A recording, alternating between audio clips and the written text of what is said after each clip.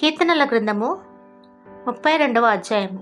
తన అతిక్రమములకు పరిహారము నొందినవాడు, తన పాపమునకు ప్రాయశ్చిత్తము నొందినవాడు ధన్యుడు. యెహోవా చేత నిర్దోషి అని ఎంచబడినవాడు, ఆత్మలో కపటము లేనివాడు ధన్యుడు. నేను మౌనినయుండగా దినమంతయు నేను చేసిన నా ఆర్తధ్వని వలన నా ఎముకలు క్షీణించినవి.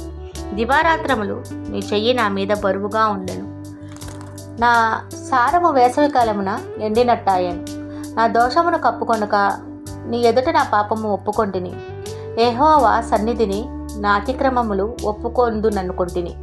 నీవు పాపదోషమును పరిహరించి ఉన్నావు కావున నీ దర్శనకాలమందు భక్తి కల వారందరూ నేను ప్రార్థన చేయుదురు. విస్తార జల ప్రవాహములు పొరలవచ్చినను నిత్యముగా అవి వారి మీదకు రావు. నా దాగుచోటు నీవే. శ్రమల నుండి నీవు నన్ను రక్షించెదవు. విమోచన గానములతో నీవు నన్ను ఆవరించెదవు. నీకు ఉపదేశము చేసేదను. నీవు పడవలసిన మార్గమును నీకు బోధించేదను. నీ మీద దృష్టి ఉంచి నీకు ఆలోచన చెప్పేదను.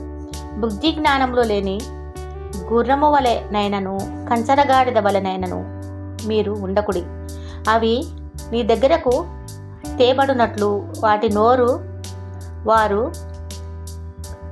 వారు తోను కళ్ళెముతోనూ బిగింపవలెను. భక్తిహీనులకు అనేక వేదనలు కలుగుచున్నవి. యెహోవా యందు నమ్మిక ఉంచు వారికి కృప ఆవరించుచున్నది. నీతిమంతులారా, యెహోవాను బట్టి సంతోషించుడి, ఉల్లసించుడి. యథార్థ హృదయులారా, మీరందరూ ఆనందగానము చేయుము. నీతిమంతులారా, యెహోవాను బట్టి ఆనందగానము చేయుడి. ఆమేన్.